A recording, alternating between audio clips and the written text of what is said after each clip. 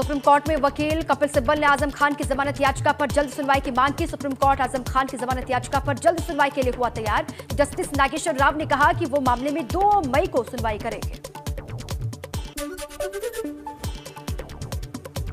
बाहुबली मुख्तार अंसारी की जमानत अर्जी पर सुनवाई आज। इलाहाबाद हाई कोर्ट में होगी सुनवाई। साल 2012-13 में विधायक निधि में घपला करने का है आरोप। मनमाने तरीके से विधायक निधि के पैसे स्कूल्स में बांटने का आरोप। सहारनपुर में समाजवादी नेता बॉबी त्यागी उर्फ दीपक का हाथ में हथियार लेकर टहलने का वीडियो वायरल हुआ। विधानसभा चुनाव में सपा से की थी टिकट की दावेदारी। बदायूं में सपा विधायक आशुतोष मौर्य पर बिजली घर में कर्मचारियों को पीटने का लगा आरोप। बिसौली बिजली घर में तोड़फोड़ का भी है आरोप। हमीरपुर में सास ससुर ने मिलकर बहू के बीच रोड पर की बेरहमी से पिटाई। सास ससुर ने घर से निकालने की दी धमकी। बहू की बेरहमी से पिटाई का वीडियो वायरल हुआ। मौदहा कोतवाली क्षेत्र के हुसैनिया इलाके का मामला। मथुरा में शादी के मंडप में पसरा मातम। दुल्हन की गोली मारकर हत्या से मचा हड़कंप। घर वालों ने गांव के युवक पर ही हत्या का आरोप लगाया। मुजफ्फरनगर में 50,000 की जमानत धनराशि कोर्ट में जमा नहीं करने पाने से किसान को सदमा लगा। प्रशासन ने 10 बीघा जमीन की नीलामी कर रुपया वसूलने का आदेश दिया था। बरेली में घर से 3 शव मिलने से सनसनी। पति पत्नी और 2.5 महीने की बच्ची का शव मिला। परिजनों ने लगाया हत्या का आरोप। फतेहगंज पूर्वी के उत्तम नगर कॉलोनी की घटना।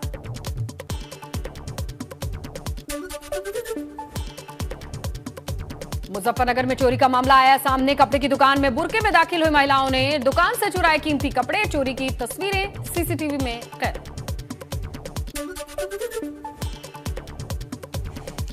एबीपी गंगा की खबर का बड़ा असर हुआ। पंचायती राज विभाग में घोटाला करने वाले अफसरों पर एफआईआर के आदेश दिए गए। बरेली में पंचायती राज विभाग में हुआ था घोटाला। ग्राम विकास अधिकारी और ग्राम पंचायत अधिकारी के खिलाफ केस के आदेश। पूर्व प्रधान मौजूदा प्रधान के खिलाफ एफआईआर के आदेश। 1.5 करोड़ की रकम घोटालेबाजों से वसूली जाएगी।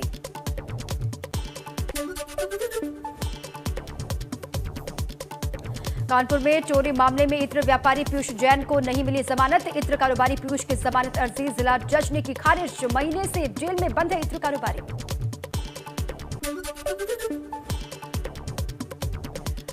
गोरखपुर में पुलिस और बदमाशों के बीच मुठभेड़। पुलिस की गोली से घायल हुए बिहार के 4 बदमाश। एनकाउंटर में 3 पुलिस वाले भी घायल।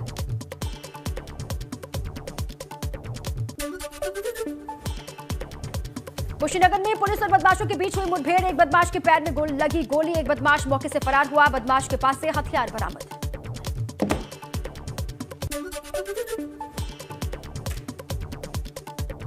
गाजियाबाद के कौशाम्बी में पुलिस और बदमाश के बीच मुठभेड़। पुलिस की गोली लगने से एक बदमाश घायल। दूसरे को दौड़ाकर पकड़ा गया।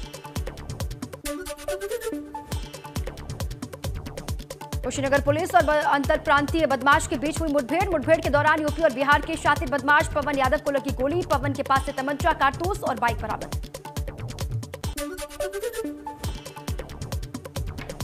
झांसी के सिपरी बाजार में पुलिस बदमाश के बीच मुठभेड़ में एक बदमाश सलीम के पैर में गोली लगी।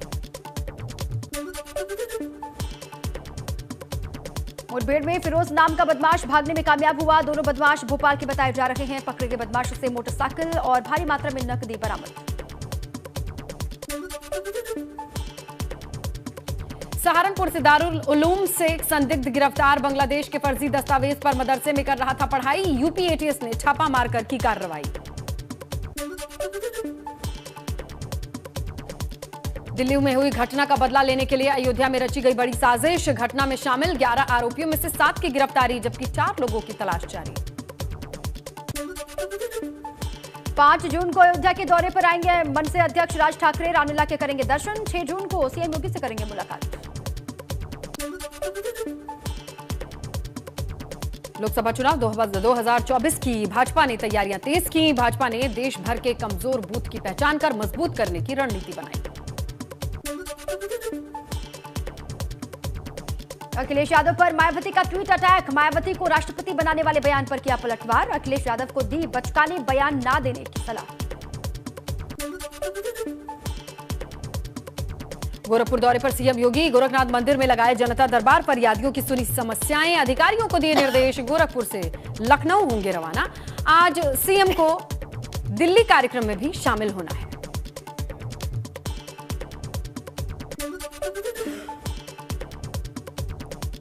सीएम योगी दिल्ली में राष्ट्रपति रामनाथ कोविंद के साथ डिनर पार्टी में शामिल होंगे। कार्यक्रम में राज्यों के सभी मुख्यमंत्री शामिल होंगे।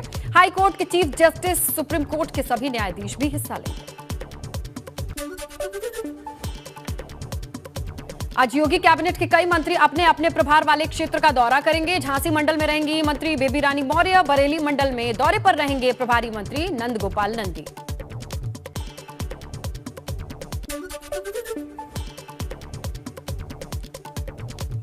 बिजली व्यवस्था को लेकर अखिलेश यादव ने सरकार को घेरा। अखिलेश यादव का आरोप, सबसे ज्यादा सपा समर्थकों के रहने वाले जगहों पर हो रही है बिजली कटौती। सरकार चुन चुनकर सपा समर्थकों के घर की काट रही है बिजली।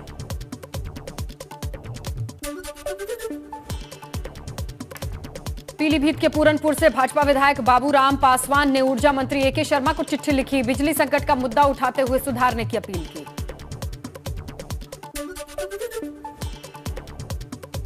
योगी सरकार के राज्य मंत्री दिनेश खटीक ने इलेक्ट्रिक बस को हरी झंडी दिखाने के बाद चलाई बस। मेरठ से मवाना और हस्तिनापुर के लिए इलेक्ट्रिक बस की शुरुआत। फतेहपुर पहुंची केंद्रीय मंत्री स्मृति ईरानी। स्मृति ईरानी ने मां गंगा की आरती की। गंगा आरती में केंद्रीय मंत्री साध्वी निरंजन ज्योति भी रही मौजूद। बीएचयू परिसर में शुरू हुआ हनुमान चालीसा का पाठ। बीएचयू के कुलपति आवास के बाहर धरने पर बैठे छात्र। इफ्तार पार्टी रखने के खिलाफ छात्रों का है आक्रोश। छात्र कुलपति से माफी मांगने की कर रहे हैं मांग।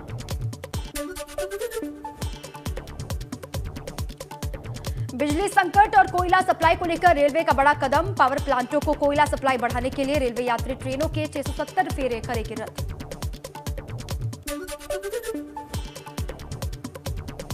श्वेता सिंह हत्या मामले में आरोपी दीपक के बड़े भाई धनंजय सिंह का खुलासा। कहा, घर के सामने बैठकर कर रहा हूं एबीपी गंगा से बात। पुलिस को मेरी मौजूदगी की जानकारी है। जेठ के बयान से पुलिस पर सवाल उठ रहे हैं। कैराना में पति पत्नी के बीच विवाद के बाद हुई चाकूबाजी। ससुराल वालों ने युवक पर चाकू से किया हमला। युवक की मां पर डाला तेजाब। महिला गंभीर रूप से झुलसी। पुलिस ने युवक की सास समेत 4 के खिलाफ मुकदमा दर्ज किया। झांसी के हंसारी वार्ड में चला बाबा का बुलडोजर। नगर निगम की 6000 वर्ग फुट जमीन मुक्त। उत्तराखंड की एक सोसाइटी में 8 साल के मासूम की स्विमिंग पूल में नहाते वक्त मौत। पुलिस का दावा, जांच के बाद की जाएगी आगे की कार्रवाई। सोसाइटी की पहले भी आती रही हैं तमाम शिकायतें।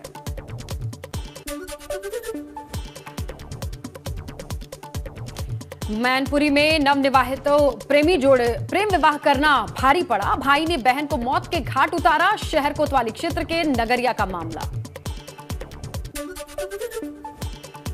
गोरखपुर में महिला ने प्रेमी की खातिर तकिए से मुंह दबाकर की पति की हत्या। पुलिस ने महिला को हिरासत में लिया। पिपराइच थाना क्षेत्र के जंगल धूसड़ के बड़ी रेतवैया गांव का मामला। श्रावस्ती में रसोई घर के फर्श पर मिला नवविवाहित का शव। ससुराल पक्ष पर हत्या का आरोप। थाना सोनवा के लाल केंदुआ गांव का पूरा मामला।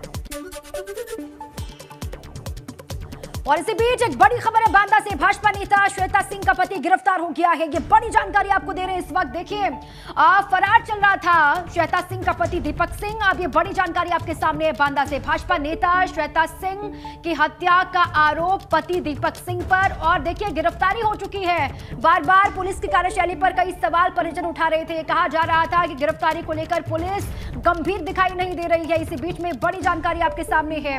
भाजपा नेता श्वेता सिंह का पति दीपक सिंह गिरफ्तार हो गया है। ये बड़ी जानकारी। बिल्कुल, आपको बताएं कि दीपक के भाई से भी बात हुई। एबीपी गंगा पर एक्सक्लूसिव फोन पर बातचीत में उन्होंने कहा कि मैं घर के बाहर खड़ा हूं, लेकिन भाई कहां है इसकी जानकारी नहीं है। लेकिन देखिए, यहां पर पुलिसिया कार्रवाई पर सवाल उठ रहे थे कि जेठ से बातचीत हो रही है, आखिर अभी तक गिरफ्तारी क्यों नहीं। तो अब जाकर के ये बड़ी अपडेट सामने आ चुकी है। श्वेता सिंह का पति दीपक सिंह गिरफ्तार किया जा चुका है। ये इस वक्त की बड़ी खबर। अब से थोड़ी ही देर पहले हमने आपको सुनवाई थी दीपक सिंह के बड़े भाई की बातचीत, जहां पर उन्होंने कहा कि सुसाइड का ये पूरा मामला है, लेकिन आरोप दीपक सिंह पर लगे हैं। ऐसे में सवाल किया गया दीपक सिंह कहां है, तो कहना यह है कि ये नहीं पता है। बावजूद इसके फिर सवाल उठता है कि आखिर पुलिसिया कार्रवाई कहां पहुंचती है। चलिए ज्यादा जानकारी सहयोगी अभय निगम से लेते हैं। अभय, कहां से गिरफ्तारी हुई है, क्या जानकारी इस पूरे मामले पर? ये आपको बता दूं कि अभी जानकारी हुई है कि पुलिस ने दीपक सिंह को गिरफ्तार कर लिया है। हमारी अपर पुलिस अधीक्षक श्रीनिवास मिश्रा से बात हुई, उन्होंने फोन पे बताया कि दीपक को गिरफ्तार कर लिया गया है। अब कहां से इसको गिरफ्तार किया है और किस जगह से इन्होंने दीपक को उठाया है, इससे अभी उन्होंने कुछ नहीं बताया। हो सकता है कि प्रेस कॉन्फ्रेंस करके या बाद में ब्रीफ करके ये पूरी जानकारी पुलिस मीडिया के सामने रखे। लेकिन अब हकीकत यही है कि जो उस दिन की घटना के बाद से फरार चल रहा था श्वेता सिंह का पति, वो फिलहाल पुलिस की गिरफ्त में आ चुका है और वो गिरफ्तार हो चुका है। इनके भाई धनंजय से बात हो रही थी, दीपक के भाई धनंजय से बात हो रही थी, तो उन्हें भी नहीं पता था कि उनका भाई दीपक है कहाँ, है ना अभय? और ये भी सवाल उठ रहा था कि पुलिस की तरफ से कोई फोन नहीं उठा रहा था, उस वक्त तो कोई जवाबदेही नहीं तय हो रही थी। देखिए एक चीज बता दें, ऐसा नहीं हो सकता है कि धनंजय को पता नहीं हो कि दीपक कहाँ है और उसके पिता कहाँ है। ये तो एक कहने वाली बात थी। वो तो धनंजय तो बचाव करे यही अपने भाई का, क्योंकि धनंजय भी अभी तक सामने नहीं आए थे। लेकिन जब मामला एक पक्ष का देखा इन्होंने कि मामला तूल पकड़ रहा है और सारे आरोप उनके खिलाफ की जा रहे हैं, तो कहीं ना कहीं वो बचाव करने के लिए धनंजय सामने आए और उन्होंने अपना पक्ष सबसे पहले एबीपी गंगा पे रखा। इससे पहले वो मीडिया के सामने ही नहीं आए थे। तो देखिए ये परिवार है दीपक का, वो तो बचाव करेगा, वो नहीं बताएगा। अब भाई ये बताइए कि पुलिस के एक्शन के तहत क्या क्या चीजें होनी चाहिए? बचाव का मौका खूब अच्छे से निर्धारित है, हमारे संविधान में कानून व्यवस्थाएं हैं, तमाम चीजें अच्छे से बनी हुई हैं। ऐसे में पुलिस की कार्यशैली कैसी रहनी चाहिए और कितनी मिली है ग्राउंड पर, ये जरा बताइए। देखिए पुलिस की कार्यशैली की अगर बात करें तो शुरू से ही सवाल उठ रहा था। आपको बता दें कि जिस तरह से मौत के एक दिन पहले उन्होंने सोशल मीडिया पर एक जो पोस्ट डाली थी, उसने लिखा था कि घायल नागिन, घायल शेरनी और अपमानित स्त्री से डरना चाहिए। तो कहीं ना कहीं वो बहुत बेबाक और चित्रकूट रेंज के आईजी एसके भगत इस वक्त फोन लाइन पर मौजूद हैं। सर स्वागत है एबीपी गंगा पर। आपसे जानकारी चाहेंगे इस केस के मामले में कहां तक तफ्तीश पहुंची है? देखिए उपरोक्त प्रकरण में पुलिस निरंतर जिस दिन से घटना हुई थी उस दिन से लगी हुई थी। जी। और जो है अभी हमें एसपी साहब ने फोन करके बताया है कि उनके श्वेता सिंह जी के पति की गिरफ्तारी हो गई है। जो पोस्टमार्टम की रिपोर्ट आई है और जो तहरीर आई है उन दोनों में कुछ विरोधाभास है। तो हमने एसपी साहब को ये बताया है कि जो सही है विवेचना गुण दोष के आधार पर निर्धारित करेंगे और जो दोषी है उनके खिलाफ सख्त कार्रवाई करेंगे, कोई भी निर्दोष के खिलाफ कार्रवाई ना हो।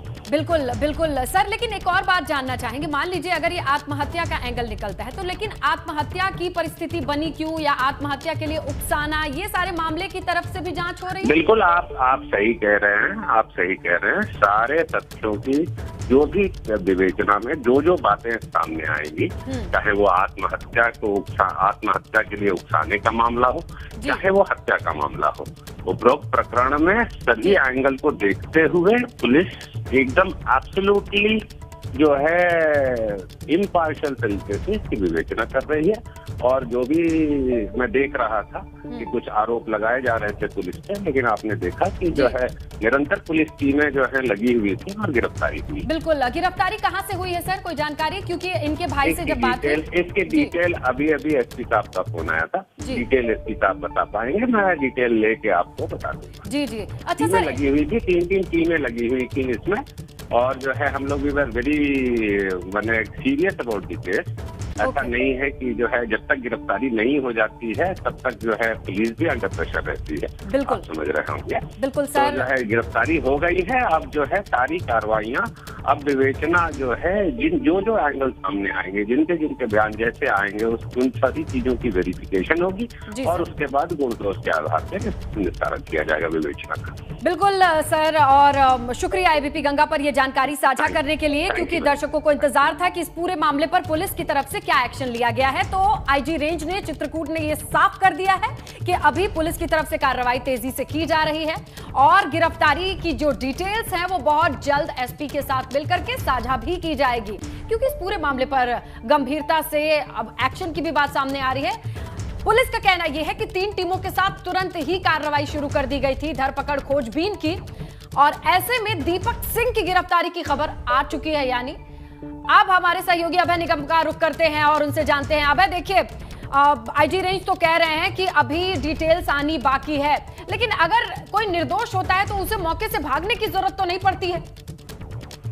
देखिए, सबसे बड़ा सवाल यही उठता था, मान लीजिए अगर कोई नोकझोंक हुई थी या कोई इस तरह की बात हुई थी और लड़ाई, उस दौरान अगर ऐसा सुसाइड उसने कर लिया था, श्वेता ने मान भी ले, तो उधर से भागने की जरूरत दीपक को क्यों पड़ी? क्योंकि ऐसे केस तो अमूमन कई बार सामने आते हैं और जो पति का एक दायित्व होता है, अंतिम संस्कार करता है अपनी पत्नी के, जिसके साथ उसने 16-17 साल बिताए, उसकी किसी कार्यक्रम में वो शामिल नहीं हुआ, अंतिम किसी कार्यक्रम में फरार हो गया लगातार।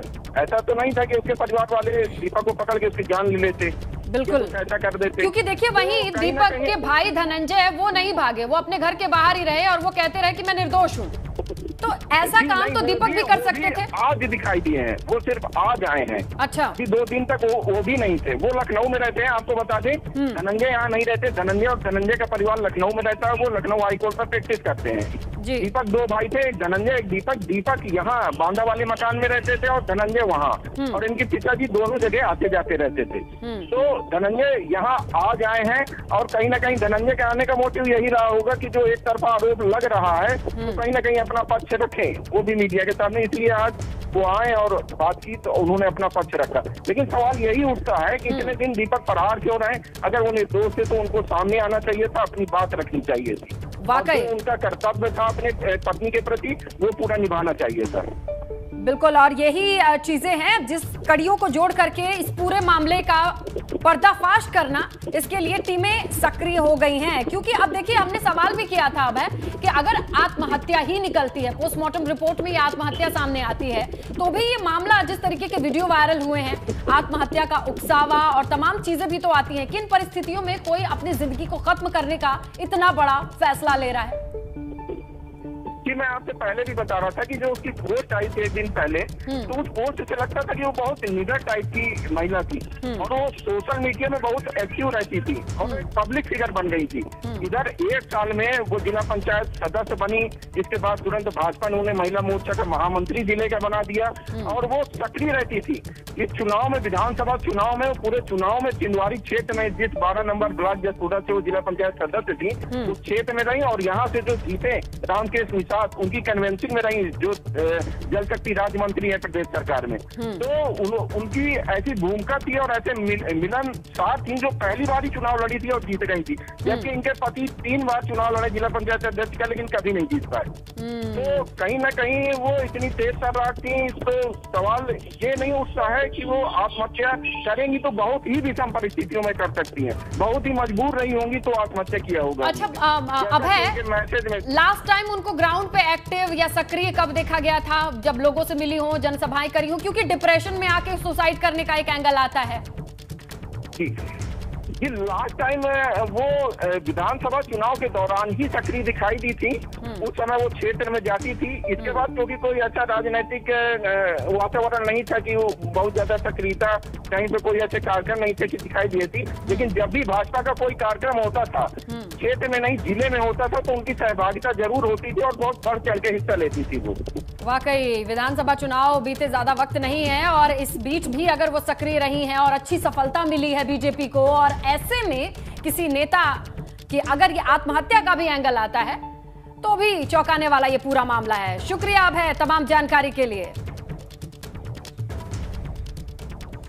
आगे बढ़ते हैं, आगरा से खबर है। आगरा के राजा मंडी रेलवे स्टेशन से चामुंडा देवी का मंदिर शिफ्ट करने के मामले ने तूल पकड़ लिया है। इसके बाद आगरा के राजा मंडी रेलवे स्टेशन से चामुंडा मंदिर को हटाने के खिलाफ अब मुस्लिम समाज के लोग भी सामने आ गए हैं। तस्वीरें दिखा रहे हैं आपको, जिन्होंने चामुंडा देवी मंदिर पहुंच करके पूजा अर्चना की और कहा कि मुस्लिम समाज के लोग भी चामुंडा देवी मंदिर के खिलाफ हो रही कार्रवाई से बेहद नाराज हैं, आहत हैं। आपको ये भी बताते चले कि चामुंडा देवी के मंदिर को स्टेशन से हटाए जाने के विरोध में हिंदूवादी आगरा के कैंट स्टेशन पर जमा हो गए और हनुमान चालीसा का पाठ करके रेलवे प्रशासन की कार्रवाई का विरोध करने लगे। ये भी जानिए कि आगरा के रमा मंडी रेलवे स्टेशन पर चामुंडा देवी का मंदिर है, जिसे शिफ्ट करने के लिए आगरा रेल मंडल ने नोटिस दे रखा है और इसी नोटिस के बाद से ये तस्वीरें सामने आई। मंदिर के समर्थन में मुस्लिम समाज के लोग भी आ गए हैं और नाराजगी जाहिर की जा रही है। दो तस्वीरें दिखा रहे हैं, एक तरफ तो हिंदुवादी संगठन से जुड़े हुए लोग हैं झंडा लेकर के, भगवा झंडा इनके हाथ में आप देख पा रहे हैं, हनुमान चालीसा का पाठ कर रहे हैं, और दूसरी तरफ जो मुस्लिम समाज के लोग हैं वो भी सामने आ गए हैं और गुस्सा जाहिर कर रहे हैं।